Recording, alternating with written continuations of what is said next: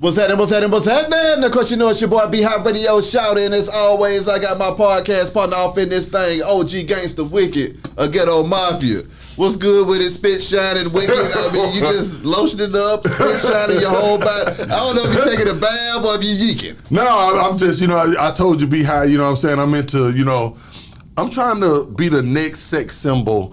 For men over 40, you know what I'm saying? The sexiest man over 40 for the women. Okay. Because I like them young girls now. Talk to me. But look, no, I got something for you, B-High. Can you hang with them 20-year-old girls I got all that energy. Okay. That's what they be saying. Okay. You know what I'm saying? I got something for you. Come on. I'm saying? This, for my family, my cousin. Every 3.5 counts, B-High. And they ain't never lied about that. Yeah, you know what I'm saying? I brought goddamn Baby D, Oomp Camp legend. Come on. You know what I'm saying? I brought you one too, Baby D. You know, as a matter of fact, I'm gonna give you his. Okay, that was so you ain't, Don't give him one, Baby D. You get one for your partner, one for you, one for you know what I'm saying, for your little partner. Y'all gotta get somebody two. Okay. In case you want to get one away. You feel me? For sure. Hey, and he ain't lied about that. He ain't lied about that. 3.5 do count. Exactly. He ain't never lied. But don't be in here wearing Baby D out with all your merch, man. My God. Trap legend? Okay, talk to me, man. A-Town, we got the legend himself, man. The Eastside's own. Baby D, the Oomp Count. What's good with it, boss? What's happening, B-High? What's cracking, man? Man, feeling good, feeling great. First of all, appreciate you swinging through this thing to kick flavor with some players in this thing. Hey, man, I appreciate you, OG, having me come through this thing, man. I really appreciate that. I mean, now, D, you got a lot of music flowing around here. I've been listening to some new music before we even got started. That Atlanta was going crazy as well, man. Yes, I mean, just talk to me about this wave that you got going on right now as far as with this new music and flavor you kicking. Okay, well, for people who might have heard of me, who don't know me, you know what I'm saying, my name is Baby D, you know what I'm saying, which B-High said, I gave you records like ATL, Ho, Eastside-Westside, About Money, Do It, Came to Get This Cheese, Air Force Ones remix with Jeezy. So right now I'm in the transition stage of, not just music, but I'm venturing off into movies, films, and music. You know what I mean? So what I do have coming is, like you said, the Oomp Atlanta. Then I got the Atlanta Live mixtape that I'm about to get ready to drop. But I'm also trying to correlate and put that put it together with just with film, and kind of and just get into like the whole film industry, writing movies, writing kind of podcasts and sitcom type stuff, because now it's more of a visual world than it is it's about music. They want to see you before they even hear you. For exactly. I mean, D, I gotta talk to you about this new A-Town that we living in, though, man. I mean, being one of the founders and forefathers that put it down for the town, what is it like for you watching how this thing done grew and blew over the years, man? Well, one thing about Atlanta, from the song ATL, I always loved Atlanta. I still love Atlanta. This is my home. This is my city. And I feel like, without change, we won't have any progress. That's right. So I feel like, you have to have some kind of change.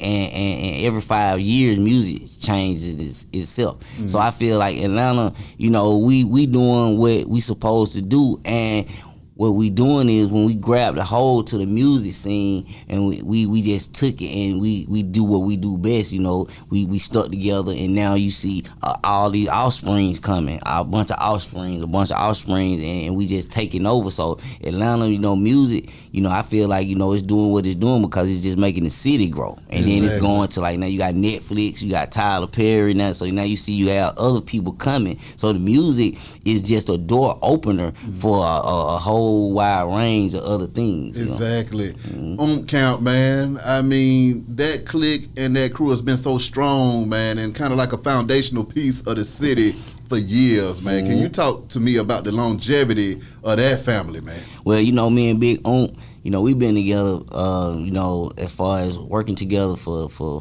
over 20 years. Over 20 years. Like, he was one of the, he was the first, besides Twin Productions, because, we go to Twin Productions, Lil Mark and J-Man, so I got to give a big shout out to Front Street, what I'm saying? So, and J-Man, congratulations to him, he just got married, but Oomp was like the first I could say, the first, we was like the first independent label, that you could say besides like So Def. Like you had So Def and you had, other labels, but we was like the first, like when it was a Turtles, it was Turtles, and you had to go like to do actual in stores, and then it was like at one point that people, if you wasn't on a certain caliber, which is what goes on now, that they not even gonna let you, they not gonna play your music, they not gonna spin it. So with Big Oomp, what we did was we came and we created our own record stores so for the people that that can't get into the high end stores or the high chain stores, and we did consignment. So that's how the whole Big Oomp brand actually started. Actually helping other, putting other artists on, like trying to get them in position. And then once Big Oomp started doing that, then we went on and started doing the label. Major Bank, myself, Sammy Sam, Intoxicated, DJ Oomp, then we did after the artist came, then we did production. You got DJ Monte, producer for Flow Rider. What up, Yeah, you know what I'm saying? Big Corey, he done came from growing up into it. Like we was just talking about the offspring. He done grew up into not knowing how to talk. Now he producing. You see what I'm saying? So it's just, Big Oomp, we always, we try to, just keep the legacy going, because like you said, like Atlanta is growing and music is changing. A lot of people might not even know about Turtles and Earwax and stuff like that, and actually going, the Bago is one of the only stores that I know right now that still do like actual in stores where the artist actually comes in and sit down and sign and talk to you. So that what was going on at the time. So that with Big Corey and DJ Monte and stuff like that, they gonna keep the legacy, going and keep the legacy going. So Big Oomp, as a pioneer in the city, is like, I feel like only thing that we did was we just basically gave a avenue for the artist to be heard. Like what's like just and like what's going on now is just shit. It's like now it's just with the internet. Yeah, that's their way now. But we provided a way. Back then, we had to hang up the big posters, the big yellow big posters. Yeah, then they'll come write you a ticket if you put too many posters on the telephone. Take them down. They'll take them down. Yeah, they'll take them down, and you done paid all your money. It wasn't just a click of a button. Exactly. You see what I'm saying? So it's like it's a lot that we went through as pioneers of just groundbreaking for it to be easy now. You feel what I'm saying? Okay, what do you think about that nightlife at that time too? Because Oomp raised a lot of hell in them clubs, man. So how do you compare that Atlanta nightlife to, pre-crunk era, then crunk era, then snap era, and everything we got now? Well, I feel like the whole nightlife is always been the same. You're going to go to the club, you're going to get drunk, and you're going to go home. Yeah. You feel what I'm saying? Or you're going to catch you something, and you're going to go home. You feel what I'm saying? That is, I feel like that's the initial goal. If you're an artist, you celebrating a birthday or something like that. But the nightlife in Atlanta, to me, it's like it's still the same, man. Because I think of the days that we was like going back in Buckhead, like before everybody was coming to Atlanta. Like Buckhead was like the first after hour spots. Like Buckhead would stay open to 6, 7, 8 o'clock in the morning. Before Edgewood, everybody was club hopping. They would go to and that's what it was. Exactly. Now, as far as the violence, it's always violence anywhere you go, in any city, in any state you go. I think that the reason, the numbers don't lie, what I'm saying? Numbers don't lie. But I feel like that the reason that, the clubs and the party and the stuff is kind of low key changed is just because that, with the people that's here, you know what I'm saying? And that, it's more at stake now. It's like back in the day, people we was wearing baggy clothes, old Air Force Ones and white t-shirts, and we was happy. You feel what I'm saying? Now, and then we wouldn't really mind if you know what I'm saying, bumped into us or stepped on our shoes or, you know what I'm saying, or whatever. We jumping around and pushing each other. That was the thing, because we was representing our, where we was from, and it was about the energy in the club. Fun. Yeah, it was fun. We was having fun. Yeah, we was releasing stress and energy. That's what you went to the club for. They say now, though, it's like like, you know, you got on your $100,000 tennis shoes, you got on this, and it's I don't really want you standing too close to me if I got on $800,000 worth of jewelry and my shoes, cause you might step on my shit. And you can't, I mean, I'm not a cut, but you don't step on my stuff. You know what I'm saying? Yeah. Then now you can't pay for it. You know what I'm saying? So and that draws attention. If I say something to you like, bro, you stepping on my this or you in my way, I paid $10,000 for this section. Why you standing there? You know, my girl trying. You know, it's just all these different attitudes and all the along with the alcohol now. So and that's what, you know, kind of, you know, make the club life kind of not as fun as it used to be. Exactly. You see what I'm saying? So it's still cool, you know, and you gonna go get drunk and you trying to see the women, but you know, it went from to being like fun, crunk, jumping around, sweating. Yeah. Man, I had a good ass time. Boy, I had goddamn seen boy to being just more like a fashion show. Yeah. You know what I'm saying? More like a fashion show. You don't really see too many people, you know, moving around, everybody smoking, you know what I'm saying, just kicking, and it's more like a lounge. Yeah, a kickback than a party. Exactly. So, you know, but you know, like you said, you know, people evolve, you know, because you don't see the same people wearing the same big shirts, the same this. They, you know, it's just switched up. So, you know, I don't know what the future holds, but I feel like as long as if we could just stick together and just tone the violence down and just realize that materialistic things, you know, in 5 years, them same shoes, that same car, that same everything that you was cherishing right now, it's gonna be obsolete. Come on, you know what I'm saying? So don't make it, you know, let like a 30-second, you know what I'm saying, decision make you get 30 years or you know what I'm saying, do something stupid because of some materialistic and just trying to be, you know, up high at the time. Exactly. Yeah. I mean, crashing out over the cloud. Get in here, Wick. No, I was feeling because I remember when you had stepped on my shoe that time. It took everything in me not to, you know what I'm saying? Hey, I appreciate you, man. I ain't want to lose the friendship, man. Those Air Force Ones, man. You don't even wear them no more, probably. You done throw them in the car. Let's think about it.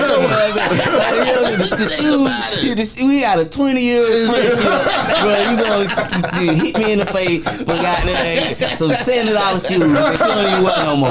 You know, I get a knockout, so they fit. That's even worse. The spouty faulty. Hey, but I want to talk to you about something serious, man. I know, you know, say you knew Lil C, you knew man, that's my brother, man. Yeah, you knew Archie. My brother. I kind of want to just ask you, what were your thoughts when you heard about, you know, both of them kind of passing and.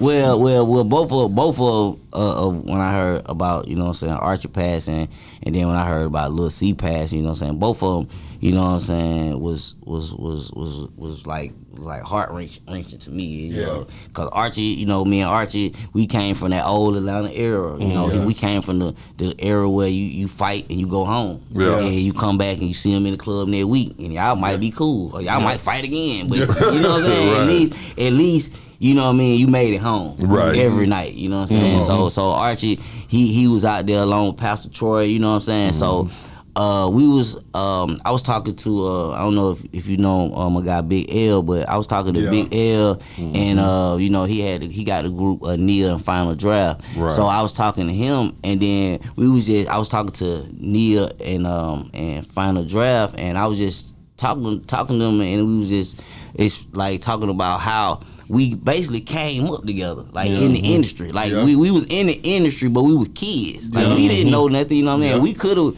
went a different route, and we could have got, you know what I'm saying, taken advantage of or anything, you know what I'm saying, at that time. But because we was around the right type of people, you know, like Archie, like, you know, Troy, you know, like, you know, we had like Big Mason around. So we had certain people like Oomp, you know what I'm saying, like, you know what I'm saying, like Wicked, you know what I'm saying? They was like our OGs. Yeah. So it was like we was around, like we looked up to them, and they gave us the game. You see what I'm saying? So it was like all of these artists, you know, from Archie, from Lil C. I remember he was, you know, little young boy coming up, you know what I'm saying? And then it's like we linked up, and it was just like we went to like college together. It's like we just went to like I can't explain it, but like we was a part of a class. Yeah, of a certain type of class, and it was like a young, like a bunch of young artists that's trying that before Atlanta was what it was. Exactly. Now we all sticking together and we doing this and we doing that. So we seen each other grow up. We seen each other.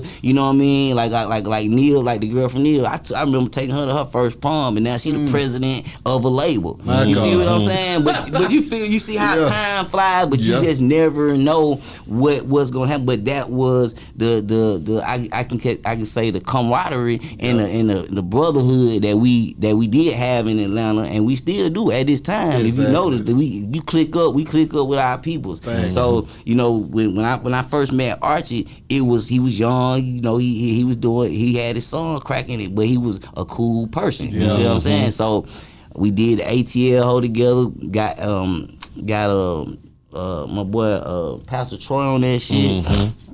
And it just went crazy, man. But Archie always had a lot of energy, and even with the Atlanta United, he came through, and he was always telling me about Atlanta United. Like, bro, you need to come on, Atlanta United. He used to talk to me. Atlanta United me to death. You know what I'm saying? I never went. I went one time with New Face for the first time, and I met Mike, and I had a ball, and I see why Archie, you know, why they love Archie and why Archie loved them, because it was so much love, you know what I'm saying, when we went, and I felt Archie in the building, and, you know what I'm saying, and I felt him, you know what I'm saying, I felt the same way he was telling me, like he was there with me right then, like, bro, I told you, man, look, see, woo. So, you know what I mean, I just want to give a big shout out to Archie, man, rest in peace to Archie, man, you know what I'm saying, they hurt me real bad, you know what I'm saying, we ready forever, we gonna live forever, you know what I'm saying, your music gonna live forever, you know what I mean, and then Lil C, that's a whole nother subject, you know what I'm saying, cause that's like my little brother,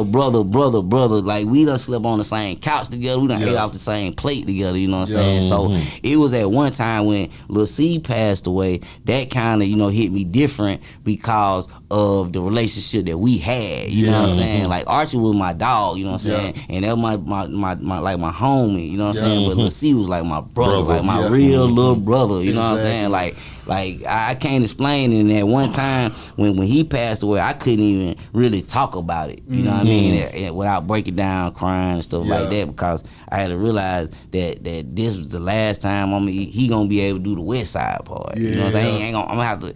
Ain't nobody can replace. You know what I'm saying? What he did, his accolades that he did for the city. Exactly. You know what I'm saying? So, you know, when Lil C passed away, it hit me hard, and I'm really right now just still trying to like bounce back off of that. You know what I'm saying? Because it was like it's too many people dying, you know what I'm saying, with the COVID situation. I lost a couple people through COVID in my home, but he just lost his mama. And then it just seems like for some reason everybody's just dying, you know what I mean? So it just kind of hit me different when Lil C passed, you know, but you know, rest in peace to Lil C. And once again, like through music, we always gonna live forever. That's right. How does that make you feel though, too, man, when you can bump that Eastside-Westside song and hear C voice and know that he made a stain on the game that ain't going nowhere? Well, me, I always, you know, knew that, you know, that the song Eastside-Westside was a banger, and I always knew, you know, even though, you know, it was my song, it's like it's Baby D,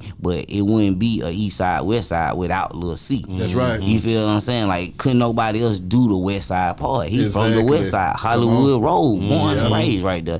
You know what I mean? So for God to, you know, basically, you know what I mean, give me the opportunity to work with him, you know what I'm saying, and be in the presence, you know what I'm saying, of greatness. So it's like it's always, you know, a good feeling when I can go on, you know, and I can hear, you know, his voice. And it's not even with that song, like Stomp That, you know what I mean? It's plenty of records we got, you know, that I can always go back and every time I hear it, I think about that. I remember when we did that. Oh dang, I remember we was in Miami and we performed this. I remember we was hanging with the mob and we was doing this. Like you know, all that type of stuff. It's like when I do hear those records and I do go back and I hear him, flowing or whatever, then it always just bring back memories. Exactly. You know what I'm saying? Yeah, man. That Eastside-Westside song though, man, what was that like for y'all when that song hit? Because that was one of my favorite Oomp songs of all time as well. And I just recall being in that club when that song would drop and all hell would break loose. And if you was from that West Side, which I was from,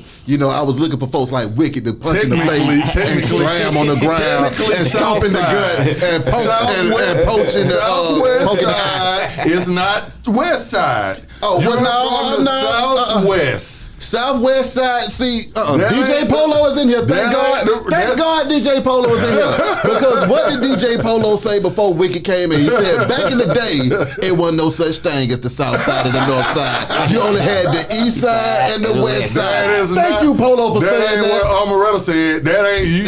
You from Southwest Atlanta. Southwest Atlanta still Atlanta. It's still Atlanta. And then I went to school on the West Side of Atlanta too, so don't ever get it messed up. But that was my thing. When C-Verse came on, all of us West Side folks went crazy as hell. Like an anthem. Same thing with the East Side with your verse. Exactly. So what was that like, having that stronghold in the city just with one song? Y'all had a whole mix that was gonna play all night, but it was gonna get crazy when that song with that came one on. song. Well, actually, to tell you the truth, behind man, if I could go back, and do it all over again, I would. But I would want to do it with the mindset I'm in now.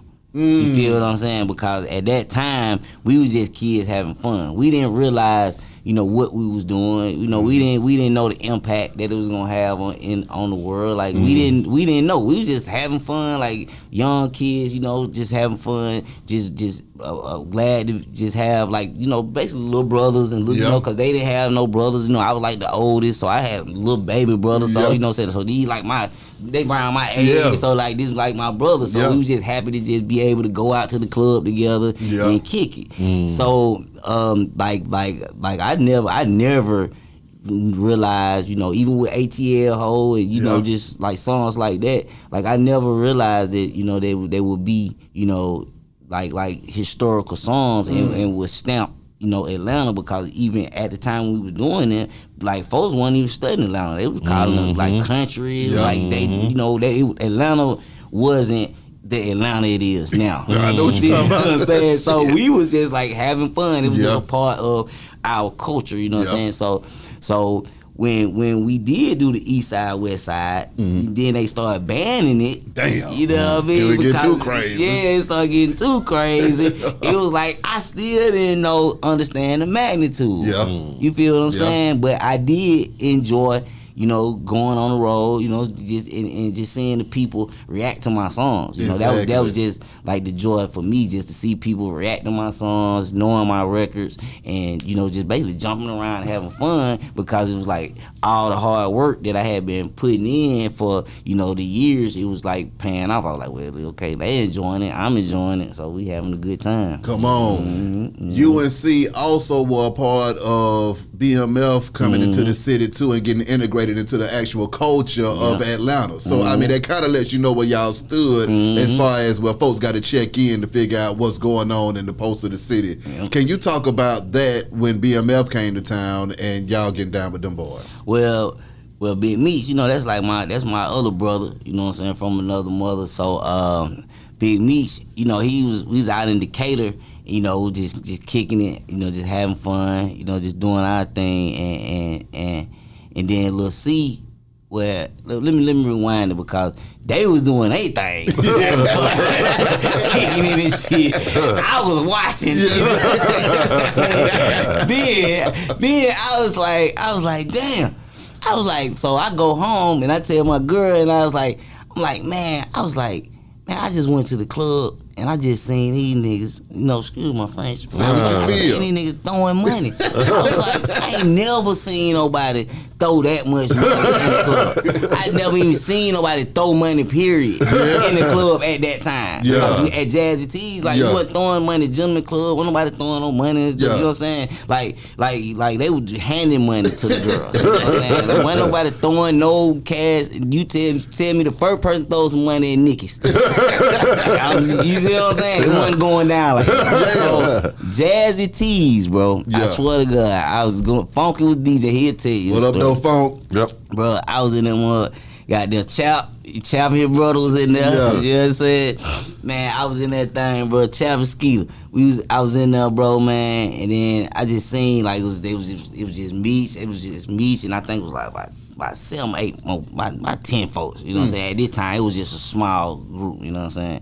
And all of them getting bottles, and then all of them, you know, throwing money. Yeah. So I'm tripping off there. I'm like, wow, you know, and not. You know, not knowing who the person is, but I do remember seeing this. Yeah. So eventually, okay, the tables turn. You know, time go past. We don't meet that day. You know what I'm saying? We don't meet that day. So you know, through the music. Once again, you know, music is a powerful tool. You know what I'm saying? It touches everybody. Facts. You don't care if you the hardest killer or you the weakest, whatever. you gonna love somebody's song. You love music. So you know. When we did start talking, you know, I come to find out, you know, that dude, he loved, I can't do but me, you know, he loved Stomp That. That was his song, Stomp That. He does Stomp That. That was his song, man. Every time, that was the 8-town stomp. We stomped the plenty nights. You know what I'm saying? We done stomped the plenty nights around the city, man. So, still at the time, you know, this is, I'm seeing this, you know, with my own eyes, but at this time, you know, Atlanta is still riding around, you know, in old schools, you know, 24-inch rims. Exactly. The biggest rims, the better. That's you know right. what I'm saying? Box Chevys, you know, 412s in the trunk. Yeah. You know what I'm saying? That's your luxury car. Exactly. You see what I'm saying? There wasn't no Lambos, wasn't no Ferraris, it wasn't none of that going on. None of that going on. So then, you know, how God work. So I get locked up. Right? So I get locked up for some crazy shit, probably child support or some stupid shit back then. So I get locked up, right? So as I'm sitting in jail, I have my lawyer, he come talk to me. Then he tell me about, you know, somebody that's locked up downstairs from Decatur, you know, stuff like that. So I'm like, well, you know, go check up on him. You know, just go make sure he's straight. You know what I'm saying? He from Decatur, shit. I'm from Decatur. I think I was in Cobb County or somewhere and shit. So I'm like, you know, at that time it was like Decatur. You know, nothing, I don't know nothing, got no clay code, nothing. You know what I'm saying? Southwest. Yeah. Space,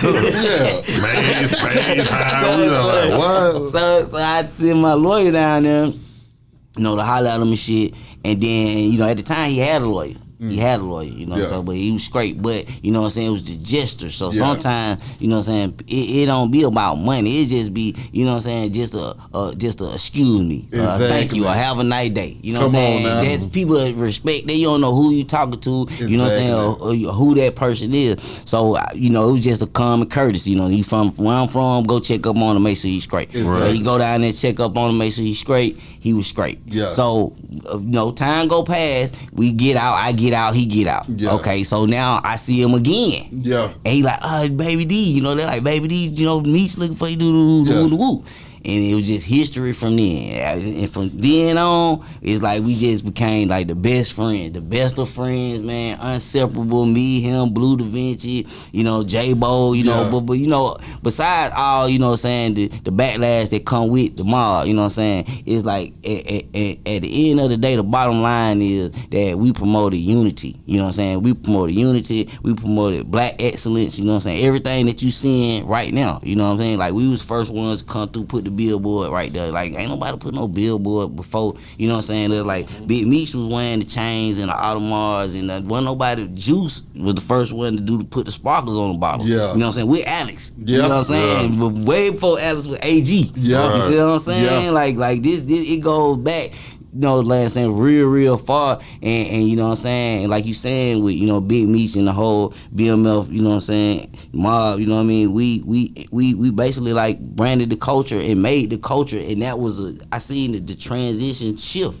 You know what I'm saying? I seen it shift from, like I said, old school cars to, you know, big T-shirts and stuff, to now you want to do the Gucci and the Lambos and the Ferraris and you know what I mean? That's what drove, you know, I feel like, you know, the black culture in Atlanta, you know what I mean, and not just Atlanta, and it started here and it just spread it, you know, and that's why you see a bunch of black people right now, and you see black people saying, oh dang, I can get that Lambo. I seen some little young dude riding around, and I know I can get that. If he can get that, I can get that. You know what I'm saying? And sometimes you need that. You need that push. You need that push. You need to see somebody else doing good who you think can't do good. Exactly. And then you be like, oh hell no, if he can do that shit, I can do it. I know I can do it. You know what I mean? So, you know, that's how the mob, and then so they was throwing the money, like I said, I seen Lil C, and I told him, I said, man, so I got in, so I'm in. You know, I'm already in there. You know, I'm already in there. Me's my dog. We doing parties at the house. Everything Jesus rapping about. Everything he rapping about. We doing all this. So I tell you, so now, you know, by Lil C being my brother, you know what I'm saying?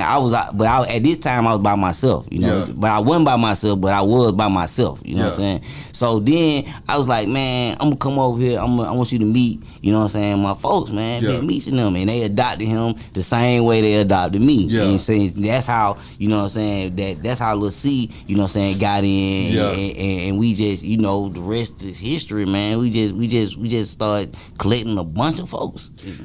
Answer me this though, D. I mean, being able to see a lot of that stuff firsthand in the ATL, did you feel like this was the stuff that movies and documentaries and television shows would be made of 20 years later? Well, actually, I didn't even think movies, and you know, I knew about movies, but as far as like documentaries and stuff like that, because if you understand, like I came up in the era of like my grandma was watching like Guiding Light. You know, that was her soap opera. General Hospital. You know, it was a lot of censored TV. It wasn't, you know, no reality TV shows. Exactly. You know what I'm saying? So even we had Oomp Count Live. That was like on one of the TV shows, like on their star, and we had to pay for it on 69 for you to only see videos. Because there wasn't no video channels. It wasn't none of that. You know what I mean? Like, you see, like I said, if I knew what I knew now, you see what I'm saying? Then I would have been, you know, but we was just having fun. Got a camera, come on, let's go. We gonna just interview for we be high right here.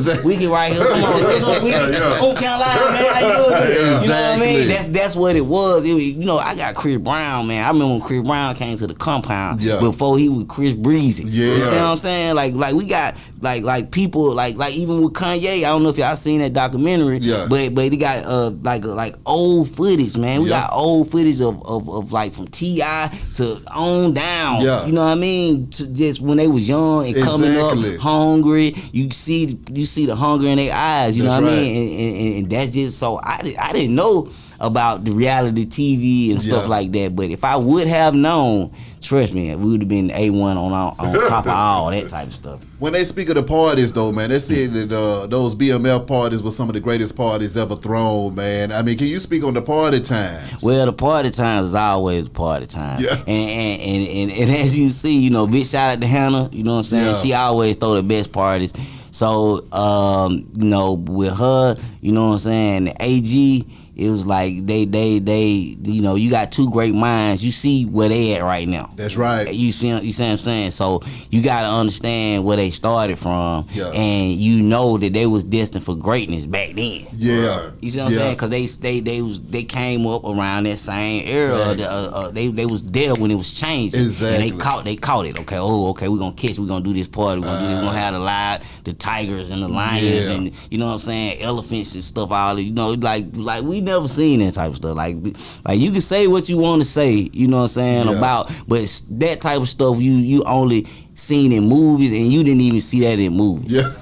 Like for real, not no black people really doing it like that. You know what I mean? So from here to Miami, Cancun, you know, renting out the whole jet. You know, it's stuff that people still ain't doing to this day. Exactly. You know what I'm saying? When they started taking everybody down, what was going through your mind at that time when you started to see that era come to an end?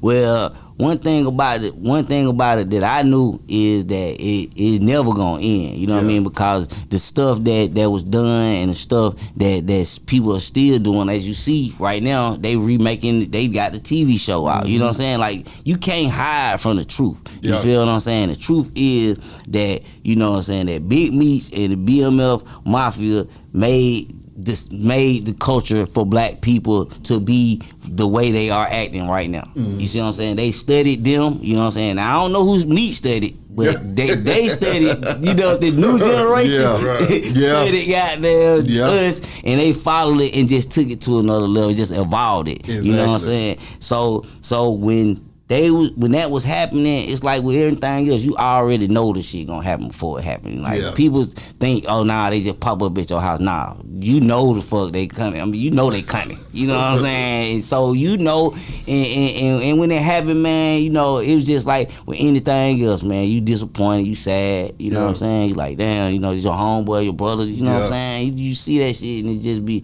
and it hurt you. You know what I'm saying? Then your next thing is you hoping you don't get caught up in that shit, you know what I'm saying? Because you was right there, you know what I'm saying? Then your next thing you think is, shit, if I do get caught up in it, you know what I'm saying, I gotta stay solid. You know what I'm saying? I can't be no rat, I can't do no lame ass shit. I gotta, you know what I'm saying? So that's all the stuff that's going through my head. You know what I'm saying? I don't know what everybody else was thinking, but that's what I was thinking. But at the whole time, you know what I'm saying, I felt like whatever, you know what I'm saying, whatever God put on my back, I'm gonna be able to handle it. You know what I'm saying? So if you know, if shit, they come in, I did do time, you know what I'm saying? I did like 3. In a total is like 10, 15 I did, but you know, it's been all broken up. You know what I'm saying? But I done did time for that shit. But you know, it's cool. It's like, it is what it is, man. And I understand, like, if you do something, you gotta at least know the consequences of your actions. You know what I'm saying? Before you even do it. You know, and I knew my consequences before I even, you know what I'm saying, did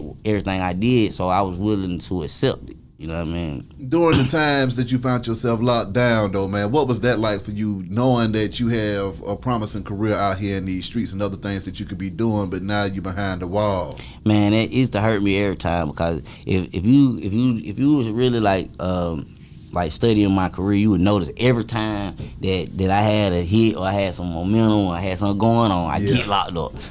Somebody snitched on me. You know what I'm saying? First time. Second time, goddamn, I forgot what happened. But it's always something stupid. Then I was finna get ready to drop, I'm about to get ready to drop an album, then I think the coronavirus happened. So it was like all the attention from the album, they like, everything shut down. Ain't no nothing, you know, everybody go home, we ain't working, we need to figure this out, you know what I'm saying? Then I think the album before that, then Aaliyah passed away. You know what I'm saying? So it's for every time I drop an album, it's either something that happens. You feel what I'm saying? So I was always in there thinking like, dang, man, About Money was going crazy. I used to have folks coming in like, oh man, I seen your video today. All the COs, I seen your video. Oh man, I like this song, man. You know, but you know, and I felt like I was just like, man, that this ain't a place for, you know what I'm saying, for a real, you know what I'm saying, a real person. You know, a person, this jail is not a place for you, you know what I mean? It's like, it's made for animals, and you know, and people need to be in cages and shit. But like, I sat back and I used to do a lot of thinking. I did a lot of reading, and I used to always look back and I used to say, what could I change different in my life? You know, what got me here? What's gonna keep me? What I'm gonna have to do to survive? And what's gonna get me home? Come on. You see what I'm saying? So that was my main like focuses in there. So I used to write a lot, you know, just stay out the way, stuff like that. So that's where my mindset was at. You know, when I was in jail. When you think about your career though, what was your favorite time in that thing where you felt like you were having the time of your damn life that you recall? Well, me personally, every time that I hit the stage, you know, and I'm still having the time of my life, you know what I'm saying, with the music. I ain't gonna lie, because it's the music business, you know what I'm saying? So it's 95% business and 5% fun. That's right. So the fun part to me was, you know, every time I hit the stage, you know what I'm saying? Because, you know, like I was saying earlier, it's because when I do hit the stage, I get a chance to see, you know, all the people, you know, reacting to my song, and then it's like my hard work is paid off. It's like I ain't sitting around just trying to come up with songs and do all this for nothing. You know what I'm saying? So that is the joy for me as far as music, period, because I love music. You know, I don't just love rap music. You know, like I said, I play the violin, I play the drums, you know, I play the bass guitar. So it's a lot of different, you know what I'm saying, instruments that I play besides just, you know, just get in the booth and rap. You know what I mean? Just, I don't want to know how to produce them, but I could produce if I wanted to produce because I know instruments and I know how to write music. That's right. So it's more to it than just, you know, pen and paper to me. You know what I mean? I love music. Thanks. You know what I mean? So anytime I see the reaction, you know, of the people, you know, I'm having the time of my life, dog. Come on now. I'm having the time Get in here with. Oh, yeah, I got one more question. Okay. I want to take it back to Big Oomp. Okay. And the DJs that came from y'all camp, we talking Monte, we talking Jelly, great DJ at every single radio station had a Oomp Camp DJ. Still do, man. And still do. Still do. You know how did that kind of, you know, the DJs help you in your career, you know, the Montes, the Jellies and stuff. How did they help you in your career when you were young? Well, as you see right now, I still got DJ with me, DJ Polo. Polo. I keep a new DJ. face in the building. New face in the building. But I keep a DJ around me because as an artist, you know what I mean, you got to have a DJ. Yeah. Right. You need a DJ because a DJ don't rap. They listen to music. Exactly. So you want their honest opinion. When they play when you play something for them as an artist, as an artist, when I play, you know what I'm saying, something for a DJ, I want them to be like, yeah, I like that, or nah, D, you need to do this. Right. So if the DJ my homeboy, he gonna for sure tell me like, man, this is some bullshit, bro. Yeah, bro. Hold on, I'm so you do, you know what I mean? So as far as, you know, Monte, you know what I'm saying, Jelly, you know what I'm saying, DJ Oomp, you see, you know what I'm saying, you know, like the DJs, you got, if you're an artist, you got to have you a DJ, you need you a producer, and you need you a engineer. Right. You got to have your engineer. You need somebody to make you some beats, and you need you a DJ. You know what I'm saying? So them the three key elements, you know what I'm saying, to being a successful artist. Just if you could just got those three people on call, to even just get an opinion. Right. Like, what you think about this, bro? Come help me out with this. You know what I'm saying? Yeah. So Monte, Jelly, you know what I'm saying, DJ Oomp. You see how DJ Oomp went from being a DJ to being an artist. Right. You see what I'm saying? So the DJ element has always been a strong part, you know what I'm saying, in my career, and I wanted to be a DJ at first. That's how I met Jelly and Oomp. I went up there and I told him, well, that's how I met DJ Smooth. I'm sorry. That's how I met DJ Smooth with Twin Productions because I was working at JR Crickets, and I told him, I said, man, I wanted to be a DJ, man. He was like, all right, I'll show you how to be a DJ. Right. So I was carrying crates, started DJing, like learning how to DJ, but then I transformed from that to being a hype man for the City Boys. Yeah. And then I went from being a hype man from the City Boys to actually going to the DJ Jelly shop, asking them to make me a show CD for a talent show I was doing at the time, and then the rest is history. You know what I'm saying? Like, man, we still on the label, big on, whatever, you know what I'm saying? Let's do this thing. I was like, shit, I'm down. I'm cool. You know what I mean? So the DJs, you know, they play a big role, and when people say DJ, they don't understand that a DJ is more than just a DJ. Exactly. And a lot of folks used to, you know, try to downplay the DJs and disrespect them. You know what I mean? Because, you know, they felt like they was better than the DJs. But now you see, you got DJ Khaled, you got DJs making way more money than the artists, and you see that the DJs are more than just DJs. They producers. You know what I mean? They do clubs. They can host. You know, you see Monte right now, he on tour with T-Pain, going crazy, hype man, you know, it's more than, you know what I'm saying, than just you give me a person back there just spinning some records. Right. You know what I mean? So I learned a lot from Jelly, you know, Monte, DJ Oomp, you know, DJ Super Blue, DJ Calvin, DJ Voodoo, you know what I'm saying? Calvin? Calvin coordinator, Voodoo, you know, all the DJs, man, you know what I'm saying? So and I never, like, even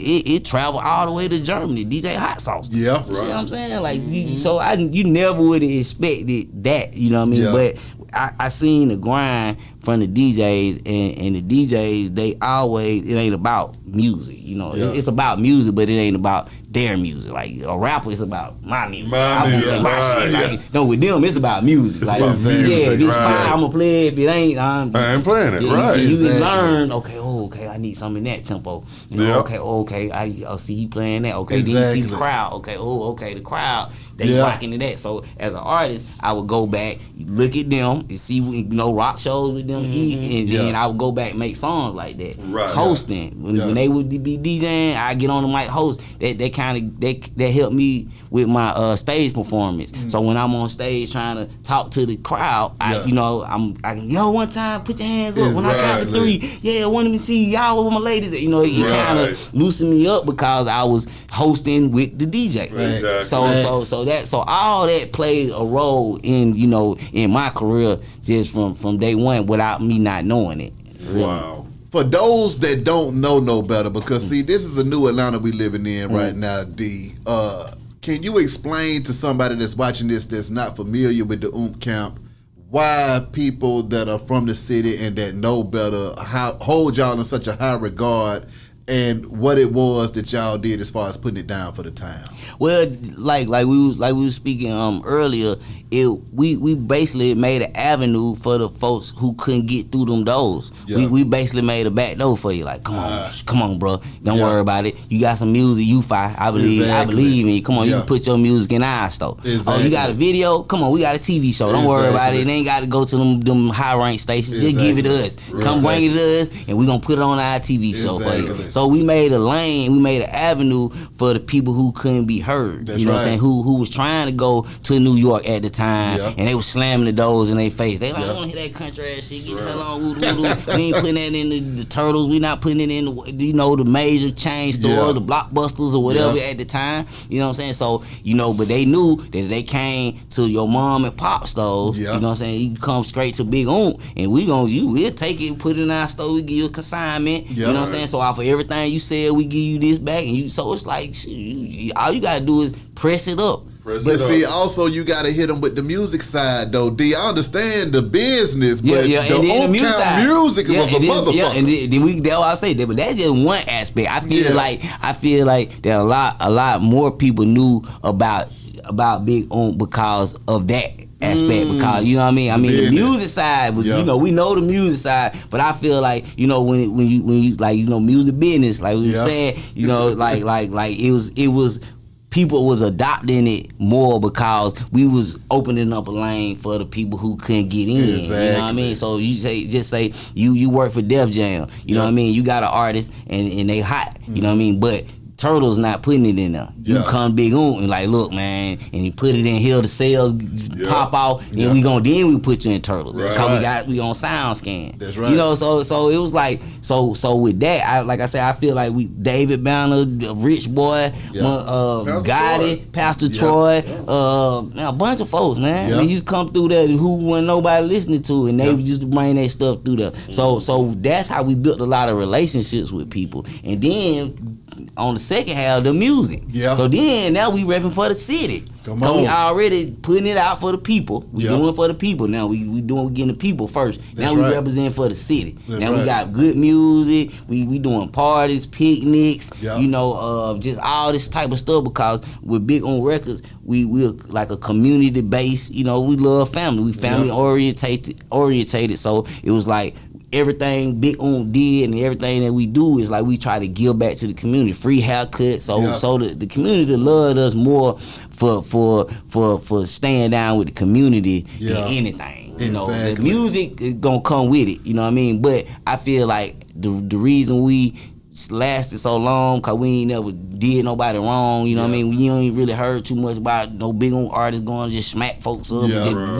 Monte, respectful, Big Corey. Every time you meet anybody from Big Oomp, they respectful, you know what I'm saying? Because we was taught, a certain way, and we moved a certain way, because we didn't have no 20, 30 securities when we used to go out of town. They had to jump on the white 16 passenger vans and all that. Like, we had to be together. And we had to treat people a certain certain type of way because we out of town. It's just us. We don't know nobody. But we ain't trying to be, getting into it with people. So we learn how to, treat everybody with the same respect, because all the rules in every hood apply the same. You know what I'm saying? The only thing changed the lingo and where you at. But the rules apply the same. Right. I'm with you. Lastly, D, what do you want to tell your fans and the people that's been rocking with you the long way, man? Well, I want to let y'all know, man, one thing, man, long live Lil C, you know what I'm saying? Long live Archie, you know what I'm saying? We ain't gonna never let their legacy die. I got new music coming out. Be on the lookout for me. I ain't gonna never die. My music gonna last forever. You know what I mean? My spirit gonna last forever. I'm sending my blessings out to everybody, all the single mothers, all the mothers, period. You know what I'm saying? Holding it down. Lastly, I would just say, man, just look out for me. Just look out for me, because I'm going to be a little everywhere. I'm all around them more like 285. Exactly. So I'm a little here, I'm a little there, I'm dipping and dabbing. I'm telling you, so you just catch me in traffic. And how can they contact you on that too? Hey, you follow me at DIZZLEAMG23. That's D, capital DIZZLE AMG 23. And shoot, man, Oomp Down out. Go check that out. Got working on a couple movies and stuff. Got a Silk on Counter Road. We doing that every Saturday. We having a big Memorial Day party out there. Okay. Gonna be crazy. Got Smoke Film, Eastside Boy. Got Wicked, Nino them. They gonna come on the building. I was gonna invite you. I was gonna invite you. He wasn't gonna invite me. I was gonna invite you. I had forgot. No, you know what? I'm glad I know what kind of guy you are. No, I'm cutting you off. See, the dog had bit the contract. You know my dog. Yeah, man. So we got that. Got the snack shack. Got a little snack shack going on. So you know what I'm saying, like all carnival food for the kids to come through. You know what I mean? Like I said, we got the movies and stuff working on. So like I said, man, it's so much going on. If you just follow me, you know what I'm saying? Just follow me. Just stay in the loop, and then when we get the big rollout, I got a plaque for you. I'm gonna put you. I'm here for that. Right next to little babies. I need that. Can you separate our plaques though? My plaque. No, he ain't say he had a plaque for you, and now you done threw hours in here. You ain't getting one. I got you with it. The Eastside. Come blow one with you. Put Wicked on mine. And that's just what it is, man. D, appreciate you coming through this thing, boss. Man. As always, man. It's always a pleasure, man. Already. Tell Gip I need some of these goodies too, man. Exactly. I'm gonna let Gip know. Be High Radio Shouty, OG Gangsta Wicked, Baby D. Holla at y'all in a minute, man. Here we go.